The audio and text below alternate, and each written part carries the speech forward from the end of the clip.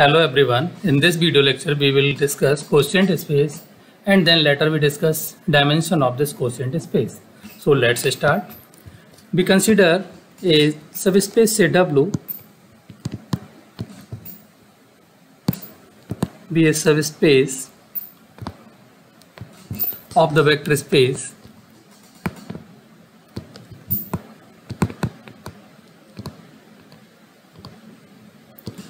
V over the say field F, and let some element x in V define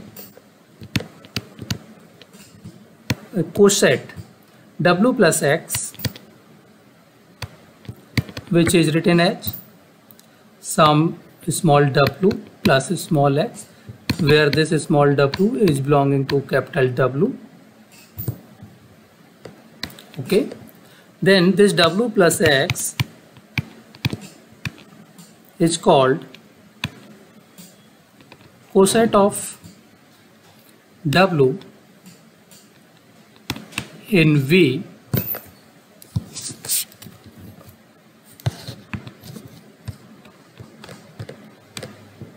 by the element x of V. Then we further define a set which is known as V over W, and this consists of all these cosets W plus x such that this x belonging to V. अब basically जो V over W हमने यहाँ पर cosets का set define किया है, ये क्या प्रॉपर्टीज रखता है, इसके अंदर क्या कंडीशंस हैं, किस तरह से वर्क कर रहा है. सो बेसिकली इसी को थोड़ा सा हमें डिस्कस करने की ज़रूरत है. अब हम यहाँ पर बोलते हैं कि V over W forms an abelian group. अब अबेलियन ग्रुप आपको जब आपने वेक्टर स्पेस दिखाया था तो किसके लिए लिया है, under the addition operation addition abelian group with respect to plus operation. Plus के साथ आपका ये अबेलियन ग्रुप बनाता है. मीन्स प्लस आप इस पर डिफाइन कर सकते हैं कि जो आपका ऑपरेशन प्लस है वो कैसे डिफाइन हो रहा है. जिन लोगों ने अगर एब्स्ट्रैक्ट अलजेब्रा में ये कोसेट्स पढ़े हुए हैं देन वेल एंड गुड, नहीं पढ़े तो कोसेट्स की मैंने यहाँ पर अलग अलग सेपरेटली डिफाइन करने की कोशिश की कि how to define the coset. Then हम जिस सेट को यहाँ पर कोसेंट स्पेस का नाम देने जा रहे हैं वो किस तरह से होगा वो यहाँ पर डिस्कस कर रहे हैं. Then this W plus x one element plus another element of this V over W is say W plus y. This defines as W plus x plus y. Means आपकी ये डेफिनेशन दी गई है plus operation के लिए, तो ये आपके पास यहाँ पर अबेलियन ग्रुप फॉर्म कर रही है. ऑब्वियसली इसको आप बड़े इजीली चेक कर सकते हो. एक आपके पास और ऑपरेशन होता है आपको वेक्टर स्पेस डिफाइन करने के लिए. This one is scalar multiplication. Now define another operation, say maybe this dot between V over W and field F. अब इसको हमने डिफाइन कैसे किया, फील्ड F का एक एलिमेंट ले लिया से अल्फा, N2 आपका एक एलिमेंट V over W से है W plus x. Then this defines as W plus alpha dot x. This defines this operation multiplication, external composition over the W plus x. ये आपको यहाँ पर डेफिनेशन मिल गई. तो आपके पास अब ये जो प्रॉपर्टीज हैं आपके वेक्टर स्पेस की वो आपको इन दो ऑपरेशंस के साथ इसको देखना है. तो जो आपके पास ये V over W डिफाइन किया गया है with these operations forms a vector space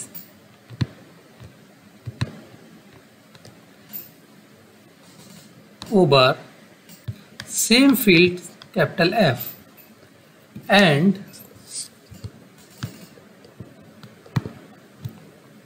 called quotient space of V. ये इस तरह से आपको इसका कोशिएंट स्पेस यहाँ पर डिफाइन किया गया है. तो आप इसमें वेक्टर स्पेस उसको प्रूव करना है. आप इजीली जो भी वेक्टर स्पेस की प्रॉपर्टीज हमने डेफिनेशंस में लिए हैं उनको आप यहाँ पर क्लेम कर सकते हैं विद दीज टू ऑपरेशंस. यहाँ पर ऑपरेशंस आपको डिफाइन किए हुए हैं. ऑब्वियसली आपके पास वेक्टर स्पेस फॉर्म होता है, सो इसी को हम बोलते हैं बेसिकली कोशिएंट स्पेस। अब एक हमारा इंपॉर्टेंट रिजल्ट है, मैं इसको भी यहाँ पर बहुत डिटेल्स में प्रूफ नहीं कर रहा हूँ, कोशिश कर रहा हूँ कि जितना एब्रीवेटेड फॉर्म में आपको प्रूफ मिल सके, बस आपके कॉन्सेप्ट्स यहाँ पर पूरे आपको क्लियरली मिल जाए, ये मेरा मेन यहाँ पर फोकस है। सो नेक्स्ट रिजल्ट है इसकी डायमेंशन डिफाइन करना, क्योंकि हमारे पास अगर वेक्टर स्पेस फॉर्म हो रहा है then it has the dimension, ठीक है, तो उसकी डायमेंशन हम डिफाइन करते हैं। सो आप एक क्वेश्चन एक टॉपिक के टाइप में डिफाइन कर सकते हैं, डायमेंशन ऑफ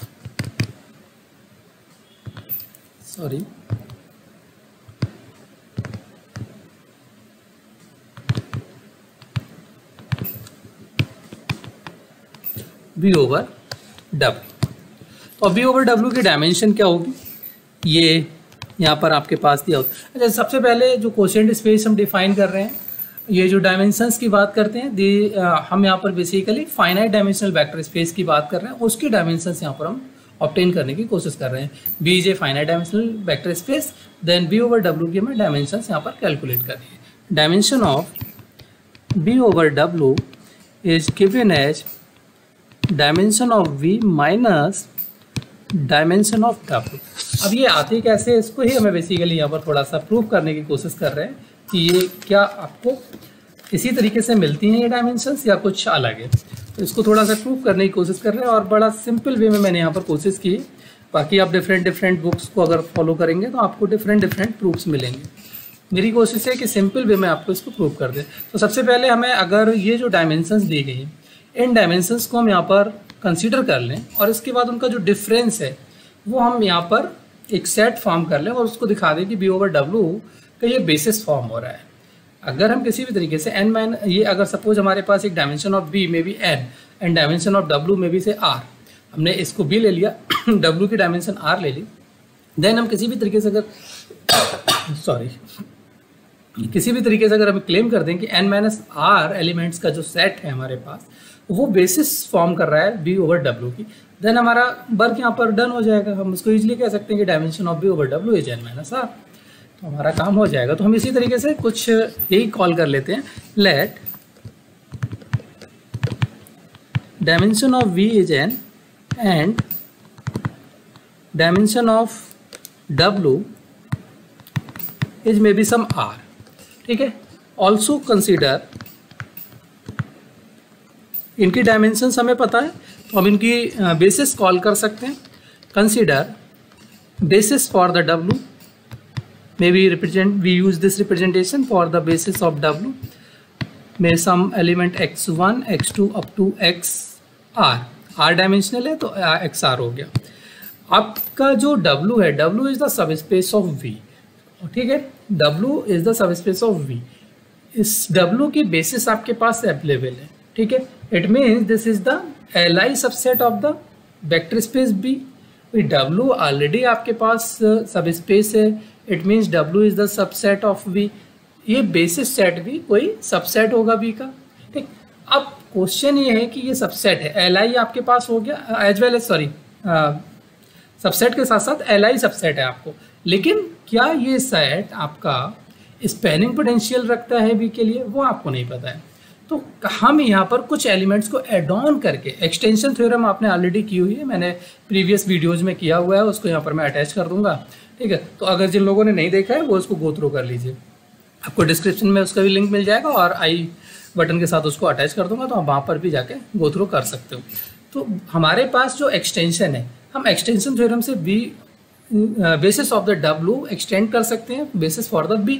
तो अब यहाँ पर मैं एक्सटेंशन थ्योरम के थ्रू डायरेक्ट इसकी बेसिस कॉल कर ले रहा हूँ through the extension, this is x1 x2 up to xr, और इसके बाद कुछ एलिमेंट्स हमारे पास इंक्लूड होके आ गए, दीज आर n-R, ठीक, y1 y2 y n-R, ये हमने यहाँ पर कॉल कर लिया। अब क्वेश्चन ये आता है, हमें ये दिखाना है कि ये जो n-R एलिमेंट्स हैं इनके जो कोशिएंट्स फॉर्म हो रहे हैं, quotients with these n-R elements forms the basis for the subspace B over W, quotient space. तो अब हमें यही यहाँ पर केवल क्लेम करने को रह जाता है, तो इसको प्रूव करते हैं। कंसीडर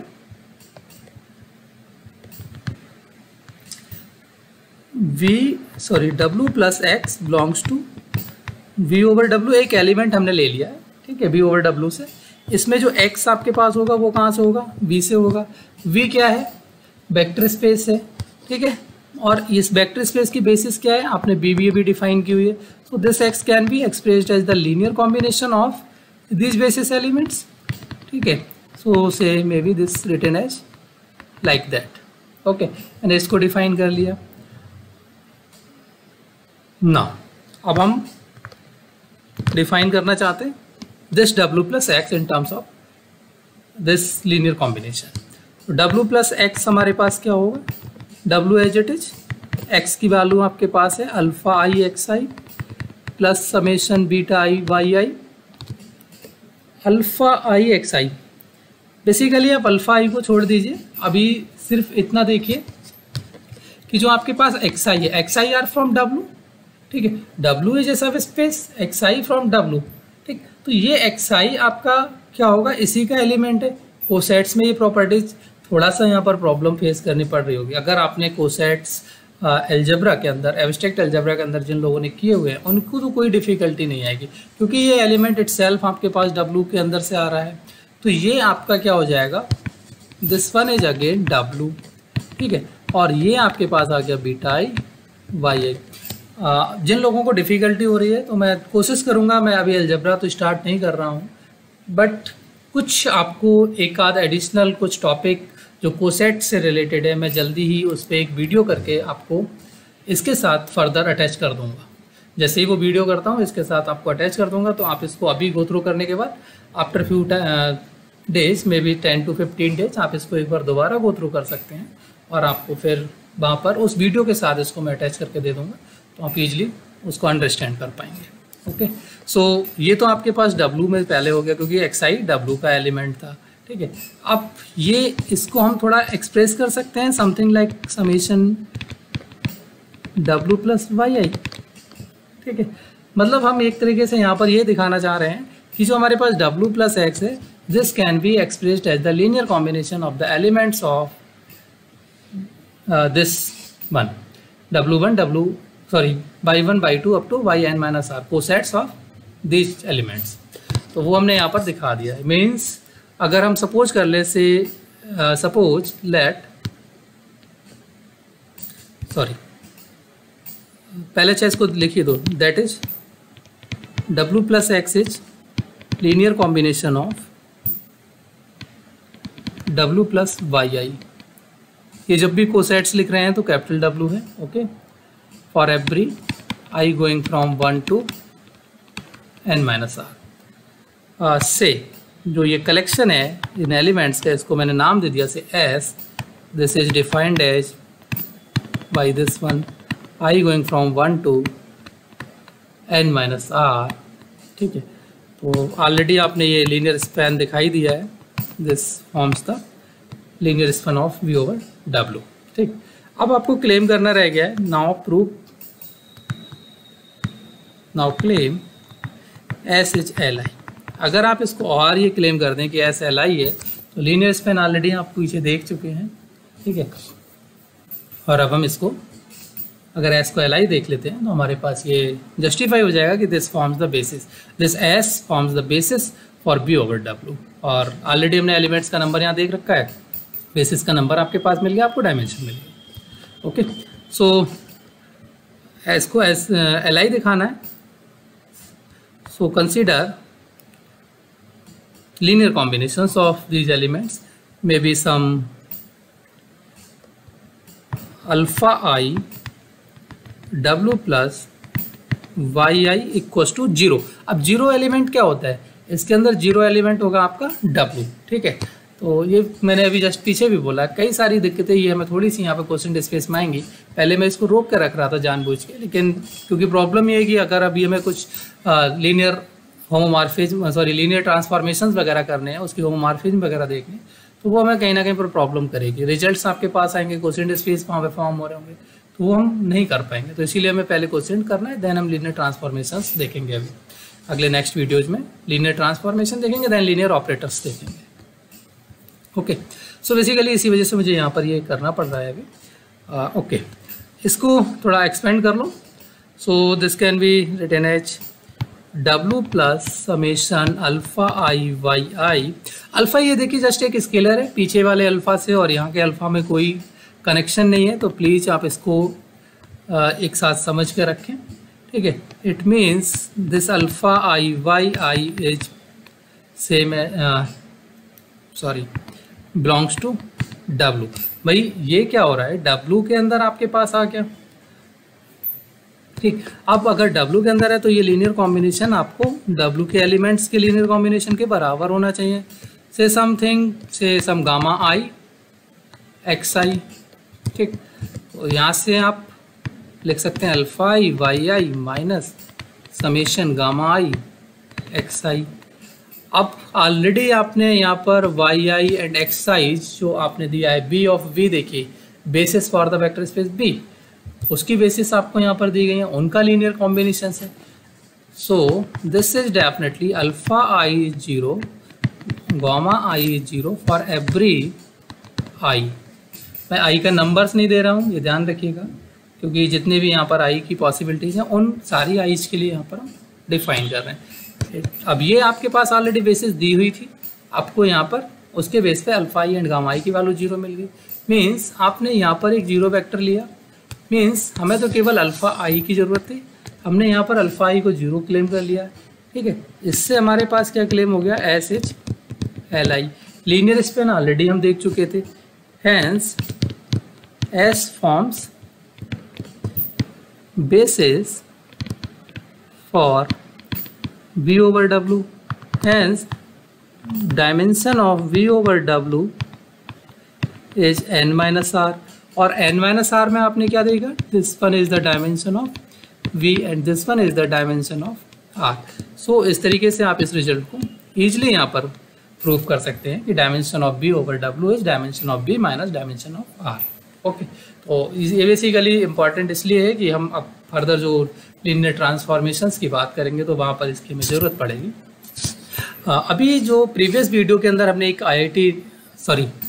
नेट जेआरएफ का क्वेश्चन किया था, not IIT JRF, CSIR net का क्वेश्चन किया था, 2018 का एक क्वेश्चन था। उसमें मैंने एक ऑप्शन जो है उसके बारे में डिस्कस नहीं किया, 3 ऑप्शंस को डिस्कस किया, 1 को नहीं किया था बेसिकली, क्योंकि वो रिजल्ट्स हम ऑलरेडी अभी तक नहीं किए हुए थे, इसलिए मैंने उसको स्किप किया था, ठीक है।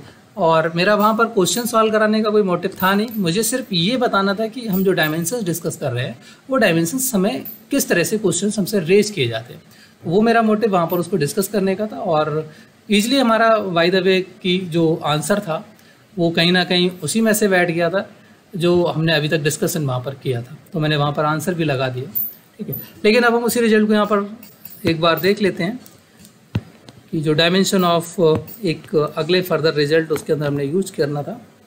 So this one is the note, if you have से 2 सब spaces W1 and W2 be 2 subspaces of V is finite dimensional vector space, okay। Then dimension of W1 plus W2 is written as dimension of W1 plus dimension of W2 minus dimension of W1 intersection W2। Basically ये result आपके पास जो आपने set theory के अंदर union and intersection किया है उसकी counting जो करते हैं सेम उसी से रिलेटेड है आपके पास। इसके एक तो हम एग्जांपल्स भी देख सकते हैं, जैसे आपने बी को डिफाइन किया होगा may be W1 direct sum W2, तो उसको जस्टिफाई भी कर सकते हैं। इसमें क्या होता था कि V आपके पास एक